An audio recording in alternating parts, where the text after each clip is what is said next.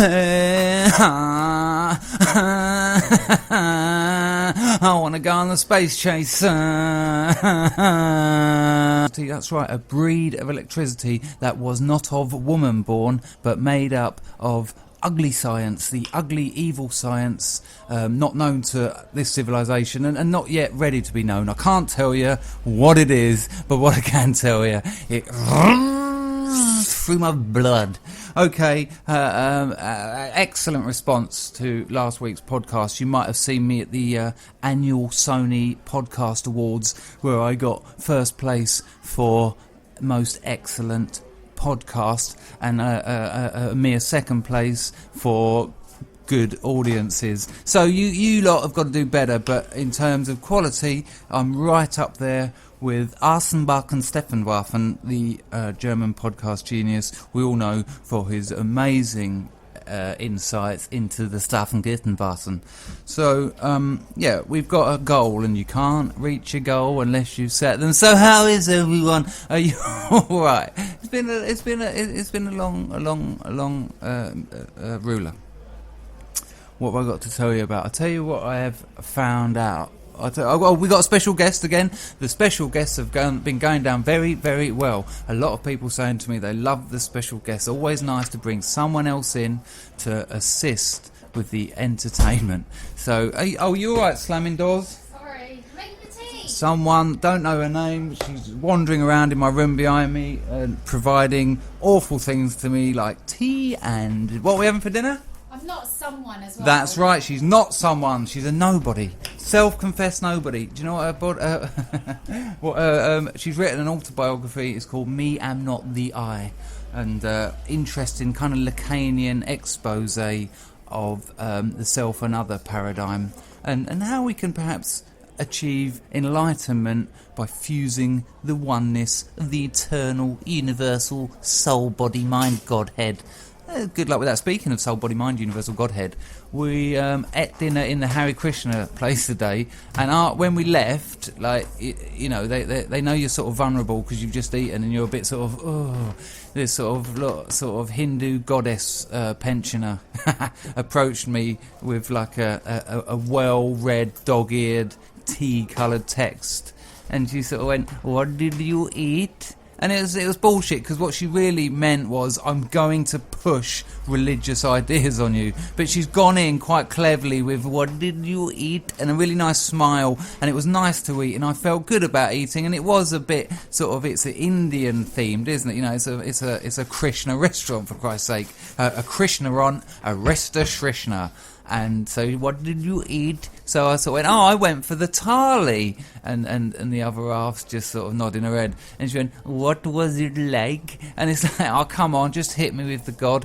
And I was like, no, it was nice. I loved the thali. What thali do you like? And I'm thinking, hang on, maybe she is just interested. So I'm like, well, you know, I went for the lentil dal. And I went, listen, I just cut in. I just thought, no, let's be honest. I said, listen, there's no point with this conversation. It's nice that you want to know what I had to eat, but I think you're probably going to get all about that. And I'm an atheist.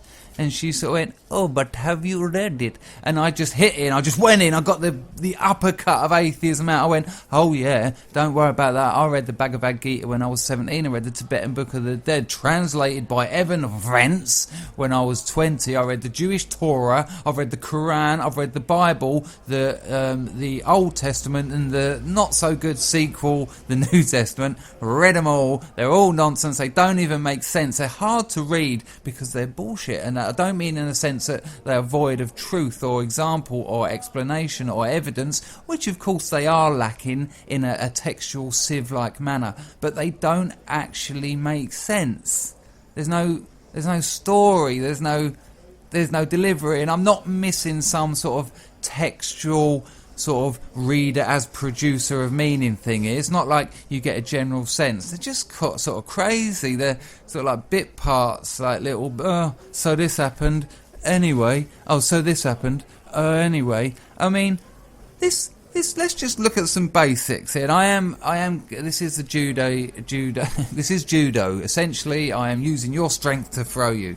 This is a Judeo-Christian tradition I'm looking at here, not the Bhagavad Gita, but this God, this super being, right, who created the earth, right? And if you can do anything, the earth isn't that good. If you can create anything, immediately 2 earths would be more significant, surely.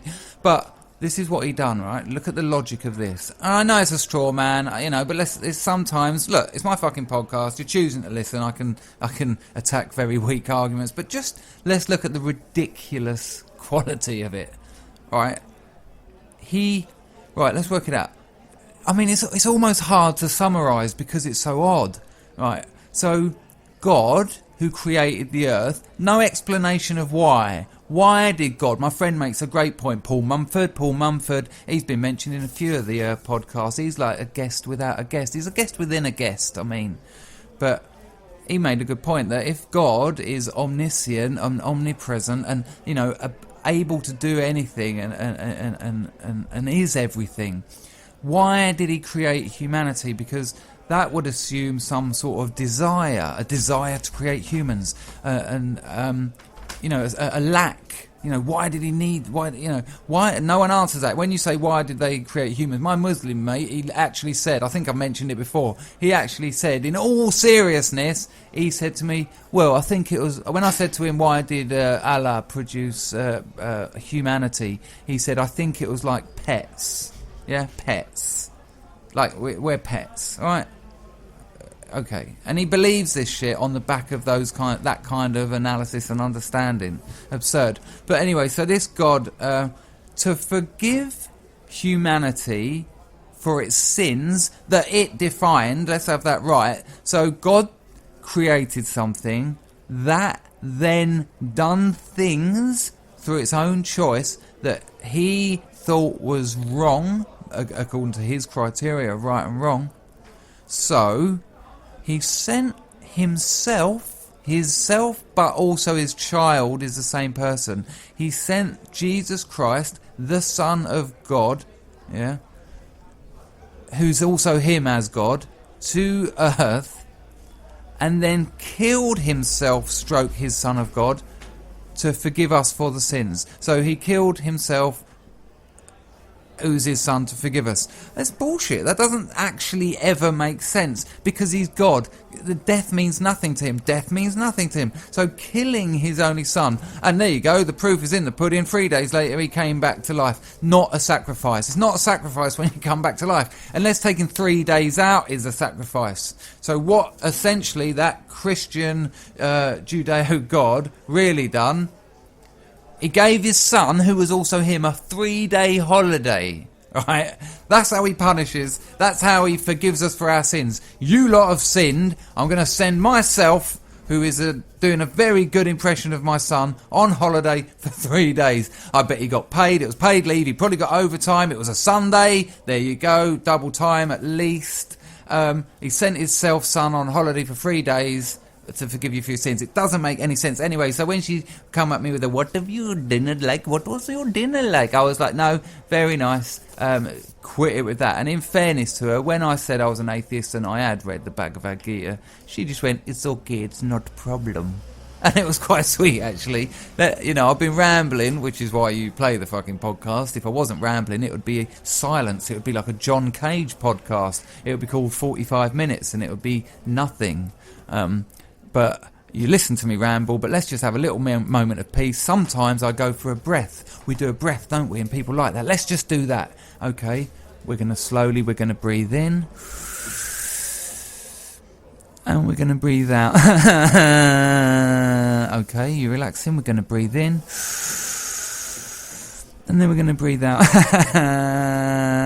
But this week, I've got something special. I'm going to bring back the lovely lady from outside the Krishna tent, Mrs. Krishna tent. It's not a tent, it's a building, but you know. I remember at Glastonbury, when it used to be like a festival and you'd be awake for 10 days and wake up with your face in a puddle of mud and your legs in a different field, according to your LSD-laden strewn, no less, mind. The Krishna would give you free food, and you'd go down there, but never free, is it? You'd have to do their Hare Hare Krishna, Krishna Krishna, Hare Hare. But imagine a room. I mean, I know my audience. Some of you were probably there, but you've got about 50 drug addicts, essentially, sitting in a room not knowing what universe they're on, and just because one of their mates said, nah, the Hare Krishna do like free food. It's a bit hard to get it down, but it will get you through the night, you know what I mean? Because the amphetamine is just like the spark. You need the fuel. And so you're sitting in there, on two purple arms. You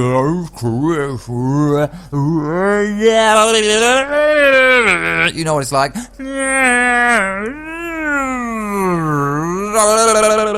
And then after all that, they've kind of put it down on a plate in front of you, and of course you're out of your nut and you haven't slept and you're full of narcotics and hallucinogenics and ethanogenics and sedatives and stimulants and God knows what. And so this plate of moving, multicoloured magnetospheres are just and if you look at them hard enough, they turn into loads of little gnomes that are mining themselves. They're digging away at their own bodies and producing smaller gnomes that are also digging their own bodies, and it's all happening like a clockwork kind of gears system. My friend, the same bloke, Paul Mumford, once we'd been up all night on acid, and there was like on display out the back of this restaurant was the old gears from some kind of engine, or one of these sort of weird things. It looked nice. They painted it all up black and polished it, and he sort of looked at it all suspiciously, and he went to me, I don't know about the old Cartangle Geary over there.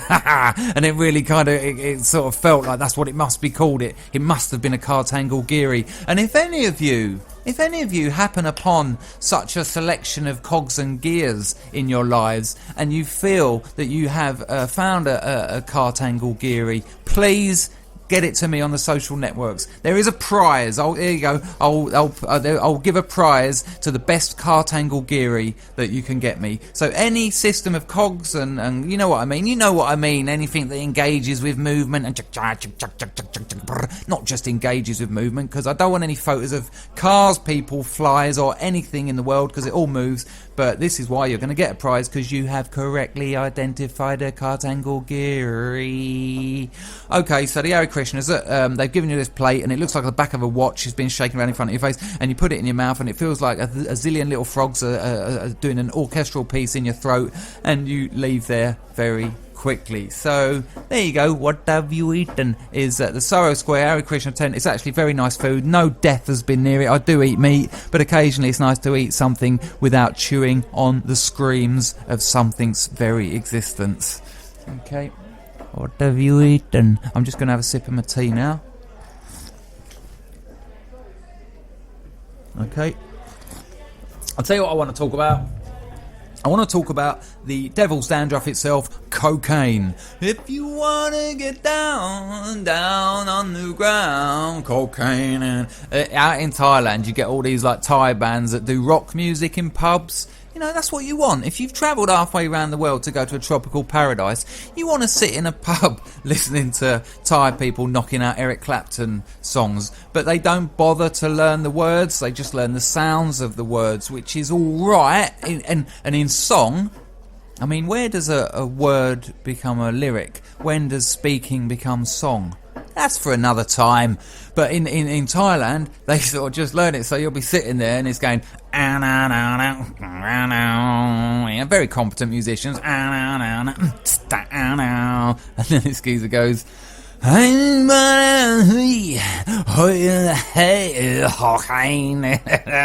it's just too good.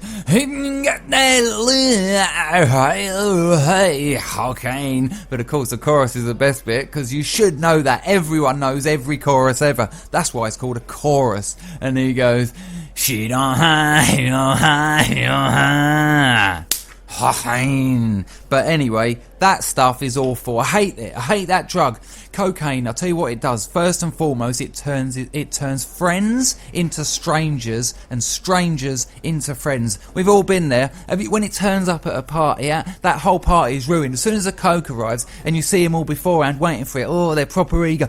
Is the Charlie here? Is the bugle arrived? Is the Charlie here? Is the bugle here? Oh, no, I'm getting a bit tired. And you're thinking, oh, fuck off, it's awful stuff. You might as well just have a zillion cups of coffee. And then it turns up and immediately everyone gets, it really brings out the worst in people. Everyone starts thinking, how can I get most? Who's got most of it? Who's the most generous? How am I going to get my hands on it? You know, who's going to declare? Who's chopping out lines? You know, and everyone's watching the person, and you know, their eyes are flickering down to the back of the CD case while these poxy minuscule lines that wouldn't wake up a fucking fly are being chopped out, and it's like, oh, come on. Meanwhile, Muggins has to go into the other room to have his drug of choice because of adverts in the 70s when, it's alright, I can handle it, which has got no reflection of my experience of it at all. It's alright for everyone to sit around sticking those dirty pound notes. Pound notes? What century are we in? £20 notes up their nose and the little razor. Oh, I've just cut my nose. I'm sorry about the blood here. Go on, get some Hep B off of that. Oh, and then they have it, and then, oh man, everything changes. The whole party. You know what? If you really wanted to put an end to humans celebrating, just give free cocaine away, because it goes from everyone having a laugh, couple of beers, oh, let's have a little bifter, oh, here we go, yeah, a little bit of Oasis, I hate them, but you can't help but going, she's a Wonderwall, but to the proper tune. But the cocaine comes out and then everyone forms into little cliques. Poof, poof. Everyone's doing something, like everyone's hunched over. No one's open now. You know, they talk about alcohol and it lets go of your inhibitions, and it does. And it does so really nice, which is why it's been a staple of humanity since time began. You know, a couple of beers, a gin and tonic's quite nice. Everyone's a bit lighter, and that's all. And it's you know, it's nice, and that's why we do it again and again. And we understand that we don't do it. We don't have 30 bottles of gin. We don't overdo it. We don't want it to turn us into an arsehole, which it will. But cocaine will do that immediately. And then you got someone you've never met before, like right in your face, and they're going, listen, I can fucking tell. Yeah. And whatever you say, they agree with you, because they're not listening. They're waiting to get the 3,000 words per minute in when you've shut the fuck up. So they're just looking at it, and you go, well, yeah, I mean, they go, yeah, because I saw it, because you know what, you're very much like me. And they like to talk about you. When they're on cocaine, they talk about you. And I'll tell you why, because it makes them think, and it makes you think that they give a shit about you, that they know you, and that somehow this conversation is involving you. But it's not. It's all about them. You could take yourself out of it, put another stranger in your spot, and they'd carry on exactly the same conversation. You know, because you're very much like me. You're fucking like me. You know, I don't care what people say, because it's hard, isn't it? Yeah, but I don't, you know what? And then they do all that, you know, because I tell you what, no, fucking what, you see him over there, yeah? I'll tell you what, it's been like this for years. But you know, me and you are different, yeah? Because I've always sensed that you've known that, haven't you? Because that's, yeah, like me, yeah. Right, it's awful stuff. I mean, don't get me wrong, I have done it. I got quite a history of some awful crack abuse. I'll tell you what, one of the last times, this is a bit light-hearted, one of the last times I ever done crack, I'd gone out into Brockley, and I'd gone out to score, and I'd gone out to get some bananas, some heroin, and you know, I was sort of withdrawing and all that, and I found the bloke, and I sort of said, oh yeah, you got this, and he's given it to me, and I've gone up this alley, and I thought, fuck it, I've got to have it now, and I've opened it up, and he's given me white, and he's given me crack instead of brown, heroin, and that's what they do. Sometimes they don't give a shit, they just want your money, obviously, you know, their customer service, you can't ring them up and go, it was awful what happened, so you have to put up with it. And I thought, oh man, what am I going to do this? So I've had to ring another bloke, and he said, yeah, I'll be this long, and then the old bill appeared, and I think, shit, I've actually done a couple of deals, a bit of trade, you know, I want to keep out of the way, I'm waiting for this other geezer to turn up, so I've crouched down in the bushes in this front garden, in someone's front garden, and I'm sitting there and I'm crouched down and I'm slightly withdrawing, and the old Bill are right looking about. Someone, because it's a residential area, someone's rung up the old Bill and said, those junkies are exchanging drugs outside. I've got a 4-year-old daughter coming home from school soon, and I don't want her to see it. So the police turn up and do their bit, and they're looking about, and if they saw me in my Reebok Classics and my fucking jogging bottoms I've had stuck to me arse for the last 4 years, and my dirty little train spotting t-shirt, you know, I'm there, you know, I'm yellow, and I'm just like, hi, arrest me, I've got things in my pocket, pockets I shouldn't have. And so I'm crouching in the bushes, and I'm there for ages, and the old Bill ain't going. Then more old Bill turn up, and I'm thinking, actually, are they here for junkies? Maybe not, but I still can't move. I've still got enough in my pocket to cause me a few problems with the law. So I think, fuck it, while I'm here, I might as well smoke a pipe. Easily knocked up, and I have it.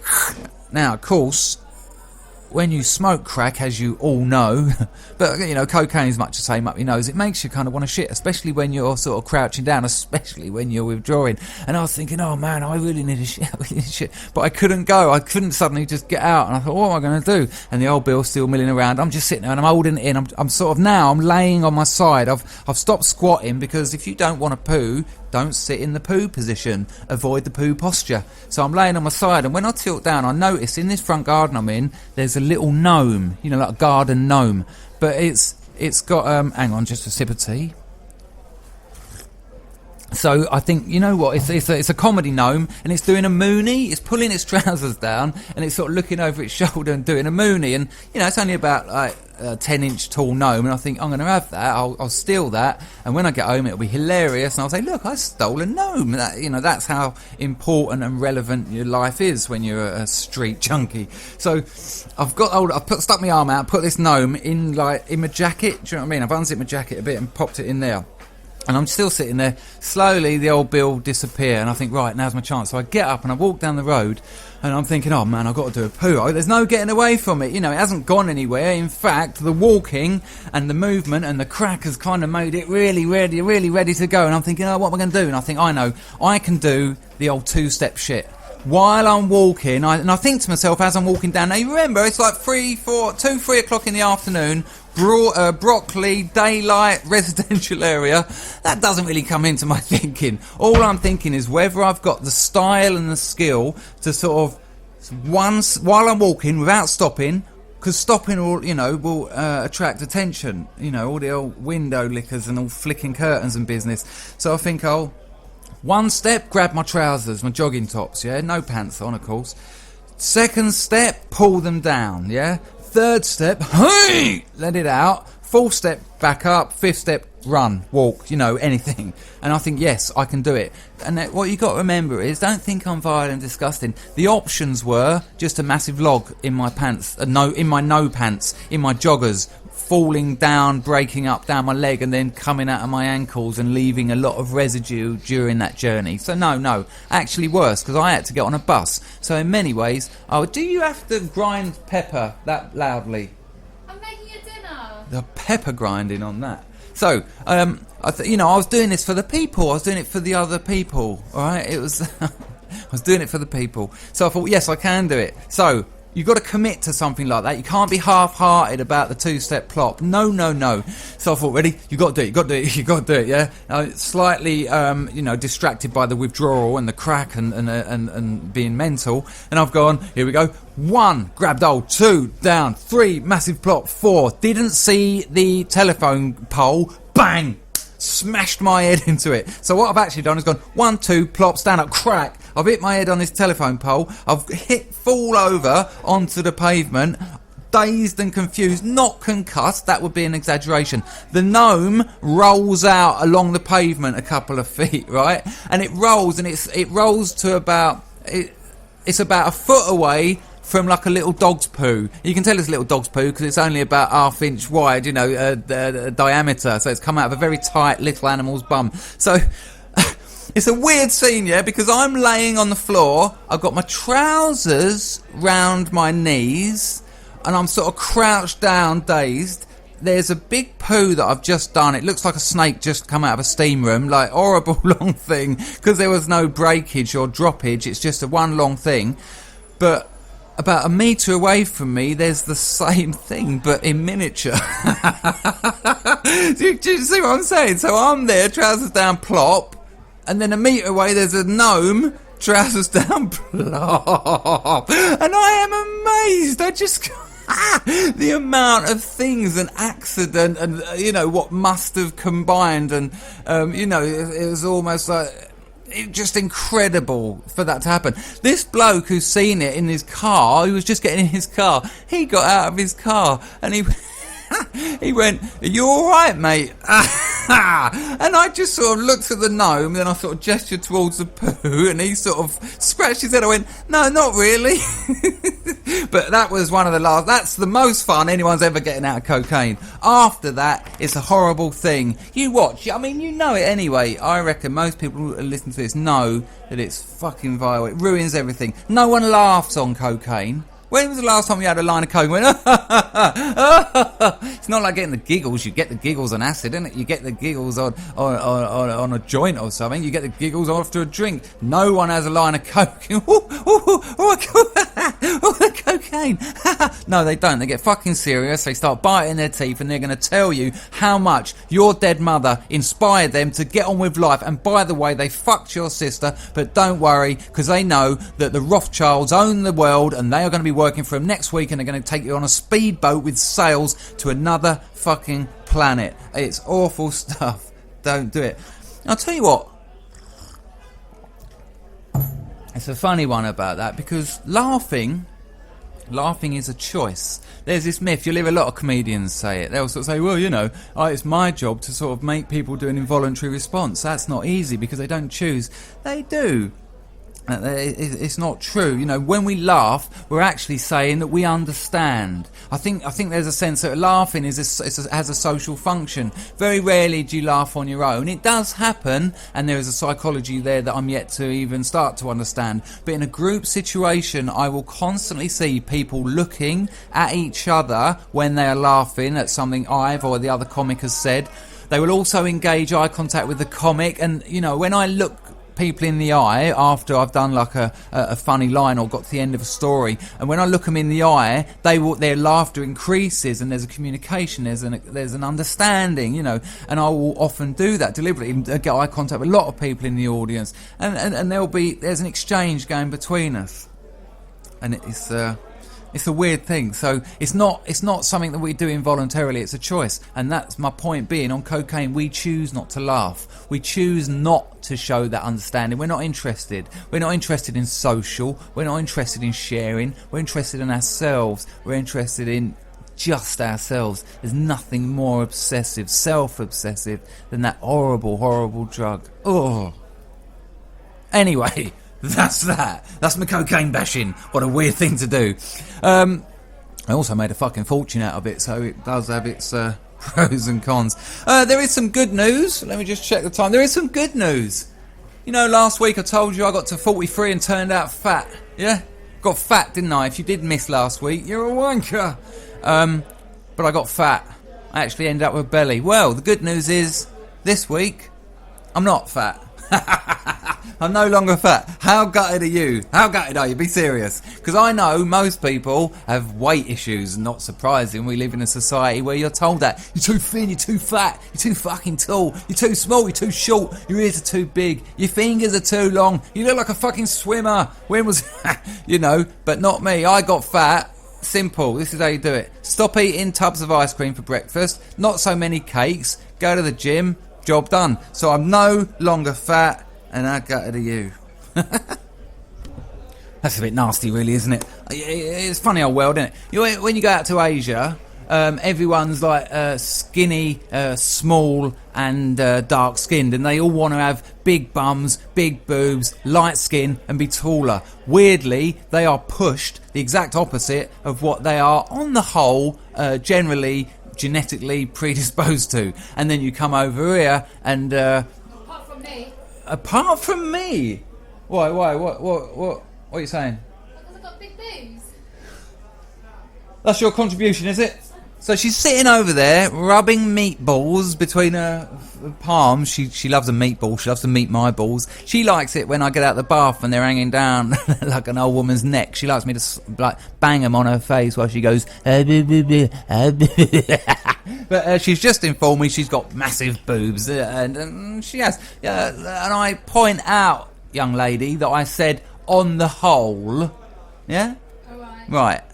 So, we get to England, and everyone who, Northern Europeans, were very pale. We're very pale. So we all want to be dark, you know, and you know, they sell you what you cannot have. Of course they do. It's nonsense. What a weird shame. Where was I going with that before I was so rudely interrupted? Make my dinner. Where was I? What's it saying in my little notebook, actually? Hang on, wrong day. Sorry about this. Little breather for you. We've got a guest coming up. Got a guest. Oh yeah, I'll tell you what. It says here, trying to get the bananas on Mars. Oh yeah, listen. I'll tell you what. After what I just said here in my notebook, this is the shit I've got to go on. It says, some good news. I'm not fat. That's right. Stopped ice cream. How gutted are you? My doctor is like a Victorian doctor trying to get bananas on Mars. Okay, so I don't know where I was going with that, but I did watch Sherlock Holmes. Sherlock Holmes, not the brilliant Sherlock Holmes with what's his name? Robert Downey Jr. Not with Robert Downey Jr., which I really enjoyed. It was made by that Guy Ritchie. I really enjoyed that. It's a rubbish film, but that's what I wanted. So when I got it, I was happy. But I got me snide Netflix accounts. You get 100 of them for £2.50 on the darknet. And I put it on, I cranked it up, and it said, "Hello, Brian." I was like, "Oh no, that's all right. That'll do." And I thought, I'll watch Sherlock Holmes. And, oh, man. All right, it was never going to be Robert Downey Jr. in the made-for-TV series, but who did I not expect? Who did I not want? And what bastard did it have to be? That's right. Those of you who have listened to this podcast will know I watched the film about Alan Turing and the Enigma machine, and it was played by that useless caricature of himself and all things petty in English, Cumberbatch Kabendabitch. That's right, what's his actual name? Hemberbatch Kabumberbitch. You know the bloke. Hello, I do hope I haven't made a mistake. Oh, I'm awfully mad. I can't communicate with women. Awful. It was an absolute nightmare. There was so much in it to hate. Okay, so Sherlock Holmes, it was set now. It was set in the 2000s. And that's all right, but it was not weirdly, perhaps predictably, harking back to a Victoriana that no one ever knew that didn't exist, and that sort of old foggy London, but, you know, and he was like, it was the same bloke. It was Alan Turing from the Enigma machine. Alan Turing is Sherlock Holmes. Never saw that coming, did he? No, I remember Sherlock Holmes had a drug problem, didn't he? Oh, no, not this one. Oh, tell a lie. Yes, he did. They covered it. That, you know, that interesting contradiction of his exceptional detective ability and yet his own problems with relating to himself. He had a drug issue, but not Benderbitch Kabumberbutch. No, he was struggling with his nicotine patches. Oh, it was rubbish. They had this lock-off shot of his face and he looked all drained and pale, and you thought, oh, maybe they're going there, and the bloke coming in, what are you doing? And he rolled up his sleeve, and you thought, no way, man, they're going to actually do this, and it's like, it's pop culture, and it's going to be weird, and children are going to understand that life is a bit more than bullshit. But no, he had a couple of patches on. It was like, oh, you dozy cunts. That's ridiculous. And also what made it, watch it, go and watch it, and you'll see it's just Alan Turing playing Sherlock Holmes. The Orientalism in it was insane. It was literally, okay, fair enough, we've got to deal with Moriarty, but it was worse than that. They had this Asian woman and she was doing the tea rituals, and she was like, Chinese tea must be made on cod. For a century family using teapot. And it was like, you are joking, is this real? And then they were like, the man would come in and Sherlock Holmes would go, it seems we are being followed, Watson. What is happening? Like, are there dark shadows chasing us down from yonder alleyway? And they'd be going, it is the Tongue family, Sherlock. The Tongue family go back many times with secret code and weird cipher. You must take time. Otherwise, when moon fall, you will find sword at neck, say Emperor. Be careful. And it was like, what the fuck? This is ridiculous. Do you know anything about the Orient? You have got this, you know, if you got someone from China to watch it, they would not know who you're referring to. They would think it must be some alien race. It was absolute cack.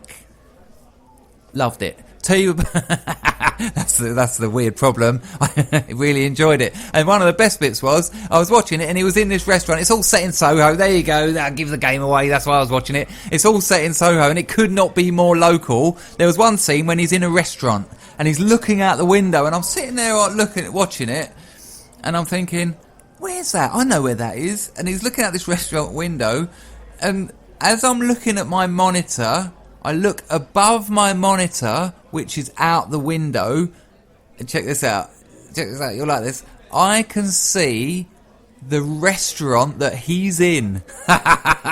So I can see the restaurant he's in. I look down a bit and I see him in that restaurant, and he's looking down my road, at my house. And when they come out, he went, come on, Watson, we must go. The dragon of China is running down the road. I was thinking there's half a chance if I stick my head out the window, I could go, Sherlock, you need to break the Enigma code. You're wasted in Soho. You need to get up to Berkshire or wherever it is that bloody machine exists. That was kind of nice though. And they even showed my street name, and I was thinking, ooh, and sort of, even at 43, and obviously many a documentary stroke film stroke anything has been shot around here. So lazy are media people. All the post-production and production and film houses and camera houses around here, so they just do it outside their window. But it was still nice. It was still nice having running down my road, and I was watching it at the same time of night, and that was nice. It was nice. Okay, like I said, we have got a special guest coming up, but first, let's do the questions. Okay. Gareth Charleston Ellis. Gareth Charleston Ellis. He asks, if you had to run a marketing stunt for Apple with whatever budget, what would you do? A marketing stunt for Apple, I assume you mean Apple Macintosh, Apple Mac, Apple computers. Well, a weird one really, because what an odd thing they've done, because let's not forget, Steve Jobs died, there were flowers outside the shop on Regent Street, not one or two, it was like Lady Diana, again, another weird again. Why were people putting flowers? Why were we, Steve Jobs, he done so much for us. I mean, you know what, I bought an iPhone in 2011, and Steve Jobs was such a good man, he's managed to sell me the same fucking thing each year with a tiny little change. Thanks, Steve Jobs. Here's some flowers. Sorry that you died. What would I do for Apple? You wouldn't have to do anything, would you? You've just... fuck it, they've got too much money and they're cunts. Andrew Thomas from Wales, he asks, how much is a tit and hand shandy in Soho? How much is a tit and hand shandy in Soho? Andrew Thomas, I don't know. Dave Valentine says, are we, brackets, a nation, people, or planet, close brackets, actually, truly, and definitely fucked? Or is it just that same scaremongering tactics that I usually tell others to ignore? You're having a little bit of trouble with your syntax there, Mr. Valentine. I think basically you're saying, are we fucked, or are people just saying we're fucked? Dave Valentine, I think, is probably a little bit of both, isn't it? We ain't doing as well as we could be, but we're not doing as bad as we could be. I think there's always hope. As long as there's an understanding of change, and there's hope, I think. I don't know. Fuck knows. Maybe we're fucked. Ryan Dickinson says, what came first, the chicken or the egg? Oh, you see, you've made the classic mistake there, haven't you? You've assumed origins. That's a problem. Jean-Jacques Rousseau, in his essay on the origin of languages, makes a very similar problem. The idea of the origin is kind of to do with linguistics, isn't it? And language, that whole idea. You know, we talk of what came first, what came in an order, because we've learned to consider things like that, because our language restricts us to that. That's why that little paradigm seems like such a contradiction. Well, what did come first? Because it can't have been just the chicken. It can't have just been the egg. No, what about the fact that they might have came together? Oh, come together. Stephen Cree, ooh, did you see him on telly the other night? He was Mike Porridge. He said, if you could travel back in time, which famous religious figure in history would you like to fuck? You know what, Stephen Cree, I thought that was going to be a decent, half-interesting question. If you could travel back in time, which famous religious figure? I thought it'd be have dinner with, I thought it'd be compare notes with, but no, you had to restrict it to the one thing you know fuck all about, that is religious cock. So, who would you like to fuck? And would you prefer it if they were dead or alive? The girlfriend said dead. Is that you're talking about? No, you. Me? Yeah. You're going to decide this for me, are you? Yeah. Okay, so what religious figure would it be? I don't know, but I know you don't know? dead. You don't know? You just know they'd be dead? Yeah. Why? Because you like it. Because I like it. How do you know that? What evidence have I given you to think... You always get me to lie on my back and not move. Oh, to lie on her back and not move. I'm joking. Carrie Louise Author... Huh? I said I'm joking, you're lazy. Anyway, Carrie Louise Orthop says Tampax or towels. I don't know. Whatever suits you. She then says, as if anybody's ever going to admit to necrophiliac tendencies. Well, it looks like you don't need to when you've got another half who'll do it for you, Carrie Louise Orthop. As if anybody is ever going to admit to necrophiliac tendencies, even one of Chris Dangerfield's boundary-pushing pods, Stephen Cree. Oh, and as for tit and hand shandy in Soho, I wonder how much the woman paid to be trafficked over and live a life of hell. I'd be interested to see you get some evidence to back that one up, Carrie Louise Althorpe. Pope Lonergan. I got your fucking name right. It's only taken 14 podcasts, but I studied it in the week. Pope Lonergan. In a secular society, how can you grasp the sublime? Through art and poetry, Pope Lonergan. Through any practice that threatens to break the limits of its enclosure. There's your answer. Piers Simmons. It's Piers Simmons time, where we check that Piers Simmons is okay. Piers Simmons, are you okay? Thank you. Piers Simmons says, my daughter asked me this the other day and I thought you could help. Well done, Piers. You've come to the right person. Let's see what. She said, what's the point of life? From Lucia, aged 8. Okay, Piers Simmons, if you want to get your daughter to the speakers, I will give you the answer. Okay, you got a bit of time. Okay, here we go. Hello, Lucia. Aged 8.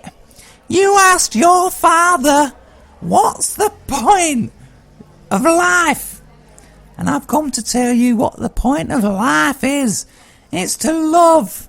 Yeah, it's to feel that engagement with humanity. That's it. Alright. Okay. Matthew Morris. Oh, no. Niam Maron. I hope I pronounced that wrong. What's the point of having a name like Niam if you can't pronounce it wrong? Niam Maron asks a very similar question to Lucia. She or he, don't know, says, why? Just why? You're asking the wrong question, aren't you? There you go. A bit of zen for you there. Matthew Morrison says, your favourite Beetle, please. Juice, Bum, Stag or Volkswagen? Right. Okay, good question. Is it... Right, what's Beetle? Beetlejuice, obviously. No, don't like that cack. Beetle Bum. And then she lets me slip away. She turns me on. You've got to like that cunt, Damon Albarn. As much as it's horrible, ugly, indulgent trash. You know, it was played everywhere. So as soon as you hear it... Dun, dun, dun, dun, dun, dun. Beetle Bum. Certainly not that one, though. Stag or... It's Stag! It's Stag Beetle! Of course it's a Stag Beetle! Have you seen that little dinosaur? Of course it's a Stag Beetle! There they are, with their armour plating. Dong, dong, dong. They're like the T-Rex of the insect world. Dong, dong. And of course, when they've had enough... They take off like a Harrier jump beetle. Matthew Morrison, it is Stag Beetle. And thank you for the best question of the week. Michelle Smith says, I'm halfway through reading the Communist Manifesto. Good girl, Michelle Smith, to the people. She says, I get the gist of it. Shall I bother finishing it or move on? Is there a mad twist at the end I'm not expecting? Listen, you have to read the Communist Manifesto. You know what? It was written just round the corner from where I live. There's no mad twist. The only mad twist is that... Well, the mad twist was probably the Soviet Revolution. But no... Dig deep. Keep going. Julian Firth. Lovely, lovely Julian Firth. He asks, are Friends Electric? Which